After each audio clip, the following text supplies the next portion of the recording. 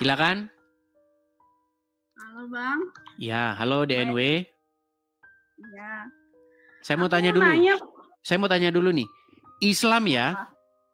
Iya, Islam. Oke, silakan.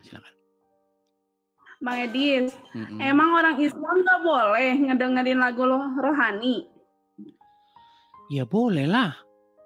Bukan cuma ngedengerin lagu rohani, langsung dibaptis masuk Kristen di gereja gitu. Iya. Saya mau tanya dulu, DNW, ada rencana mau jadi orang Kristen? Enggak. Aku kan kerja sini sama ibu. Ibu kan orang Kristen. Aku sering ikut ke gereja nganterin anaknya, Bang Edis. Oke. Waktu sering ke gereja, dengerin lagu rohani di gereja, sering ikutan mau nyanyi juga nggak? Enggak, dengerin aja. Cuma dengerin aja. Kenapa kok cuma didengerin aja? Kok ke hati tuh kayak tenang gitu. Kayak tenang, Bang Edis. Makanya aku seneng lagu rohani. Contohnya lagu apa? Yang lagu Bapak itu, Bang Edis. Bapa sentuh hatiku, ubah hidupku menjadi yang baru, gitu. Iya. Pokoknya mah aku coba nyanyi dulu. Aku nggak bisa nyanyi, cuman seneng aja didengar. Oke. Kalau bilang aja kan aku bukan. Coba dites dulu, tes dulu. Coba tes dulu. Kalau memang Anda seorang muslimah, kami pengen dengar ketika Anda sholat itu apa yang Anda baca, coba. Yang Anda ucapkan. Bismillahirrahmanirrahim. Alhamdulillahirabbil alamin. Arrahmanirrahim. Maliki yaumiddin. Iyyaka na'budu wa iyyaka nasta'in. Ihdinas siratal mustaqim. Siratal ladzina an'amta 'alaihim ghairil maghdubi 'alaihim waladdallin. Amin. Surat yang lain coba. Bismillahirrahmanirrahim. Qul a'udzu birabbil falaq. Min ghasikin raqab wa min syarri nafasati uqad wa min syarri hasidin idza hasad. Artinya? Aku nggak tahu artinya. Aku nggak paham. Baik, dia muslimah teman-teman. Saya mau sarankan begini DNW. Ketika kamu merasa tenang, ketika kamu mendengar lagu itu di hati kamu merasa, kenapa kamu tidak masuk Kristen saja? Ada niat ke situ, Bang Edis. Oke, mungkin belajar. Gimana? Belum ada untuk niat ke situ, Bang Edis.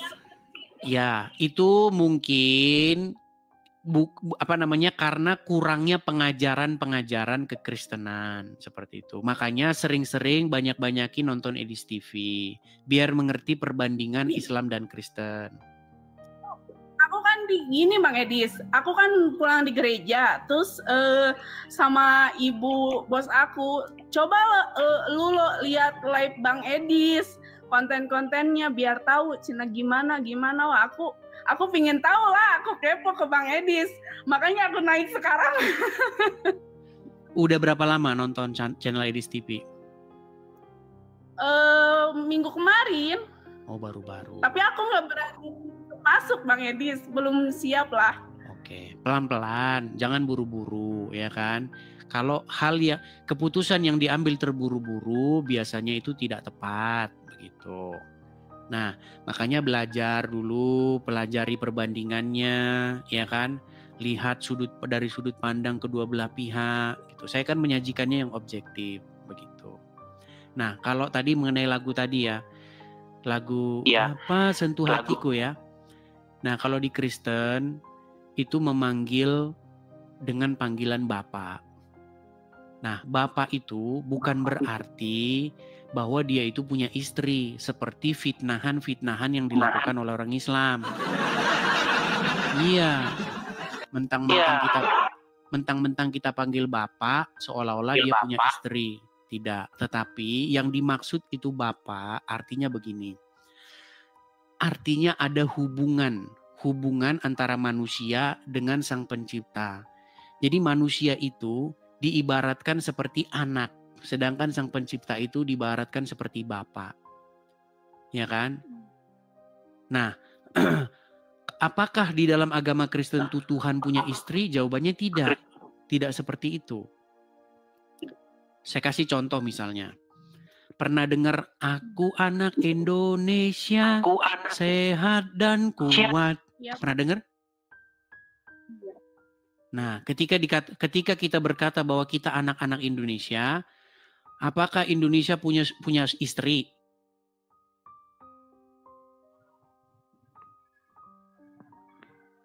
Suaranya nggak ada Bang Edis.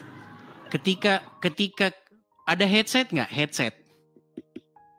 Headsetnya aku nggak ada di atas, aku malas ke atas Bang Edis. Oke. Lagi di bawah. Oke.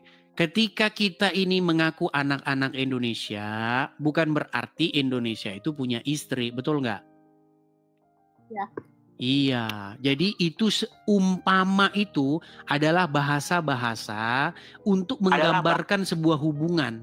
Bagaimana manusia dengan pencipta itu hubungannya itu seperti ayah dan anak.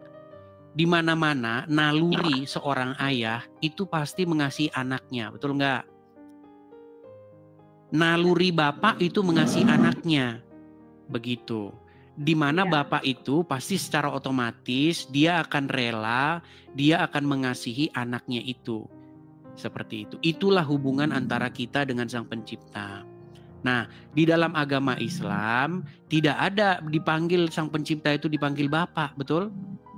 Makanya kata Gus Dur, makanya Gus Dur pernah bilang, orang yang paling dekat dengan Tuhannya itu orang Kristen. Karena apa?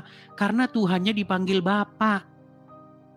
Sedangkan orang yang paling jauh dengan Tuhannya itu Islam. Manggilnya pakai toa. Ketawa dia. Enggak ini ya Bang Edis, aku mau gaul sama orang Kristen, mau gaul sama Islam, tapi aku nggak kayak gituan. Aku orangnya nggak munafik. Malahan yang teman-teman aku, lu masuk ke gereja ngapain? Nggak boleh lah. Kok aku kerjaan kayak gini? Kata aku juga ya harus turutin lah. Nggak bakalan aku kalau udah kepanggil hatinya aku untuk masuk ke Kristen yang kita nggak bisa nolak kan. Betul. Pelan-pelan lah, belajar. Nanti ada waktunya begitu. DNW. Tapi aku ini silakan. Tapi aku sering gini, kok ngajinya orang Islam sama Kristen beda. Kok orang Kristen kayak gini? Aku pikir gitu Bang Edis. Kok orang Kristen ngajinya gini, orang Islam kan ngajinya gitu, maghrib apa kan? Apa itu perbedaannya Bang Edis? Aku mau nanya. Baik. Kristen itu ketika membaca Bible, yang dibaca itu adalah artinya supaya orang paham kemudian bisa mengimplementasikannya. Jadi kalau orang Kristen kalau baca Bible, ya kan, maka firman itu dibaca di dalam bahasa yang dia mengerti. Ketika firman itu dibaca, kemudian masuk ke dalam hatinya, sehingga firman itu akan menuntun dia bagaimana dia harus hidup. Makanya ada lagunya, firman-Mu pelita bagi kakiku, terang bagi jalanku. Jadi firman-Mu ya Tuhan, pelita. Pelita itu maksudnya penerang. Kalau orang zaman sekarang nggak ngerti pelita itu apa. Pelita itu seperti obor begitu, lampu. Jadi firman Tuhan itu pelita bagi kaki kita dan terang bagi jalan kita. Sehingga ketika kita baca, kita ngerti, kemudian kita terapkan. Nah, beda dengan orang Islam. Kalau orang Islam waktu ngaji ya kayak gitu.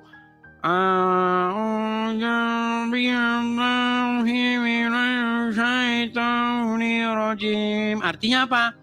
Enggak tahu, kok tanya saya. Ya memang begitu. Emang aku nggak tahu ya nggak tahu. Iya. Ya memang begitu. Ketika orang Islam baca Quran, ditanya artinya apa? Ya nggak tahu kok tanya saya.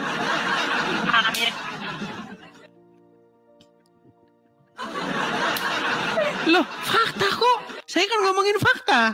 Gimana? Benar. Benar Bang Edis.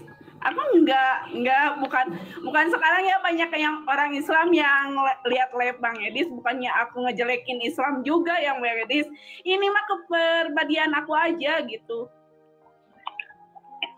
Jadi ketika orang Muslim baca Al-Quran, jadi begini di NW, ketika orang Muslim membaca Al-Quran, mereka itu tujuannya bukan mau mendapat penerangan. Mereka bukan mau mendapat pengertian. Mereka bukan mau mendapat pencerahan.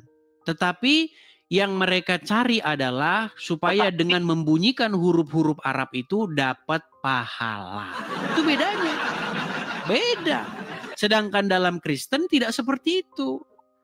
Dibunyi-bunyikan begitu huruf-huruf terus dapat pahala, ya bukan begitu konsepnya. Begitu. DNW, kita ini ada kendala sinyal. Mungkin besok-besok bisa kita lanjutkan. Tapi pakai headset begitu. Tuh. Fallback Bang Edis. Saya gini, mohon maaf nih. Saya mohon maaf. Saya tidak bisa fallback. Kenapa? Karena saya untuk membuat akun saya itu bisa diidentifikasi atau asli atau tidak, saya hanya mengikuti satu akun yang asli juga. Oke. Mungkin besok bisa naik lagi ya. Karena ada kendala sinyal kita.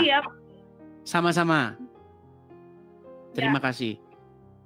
Oke, kerja yang baik-baik seperti itu ya. Semoga Anda menerima kebenaran. Oke, terima kasih ya, GMW ya.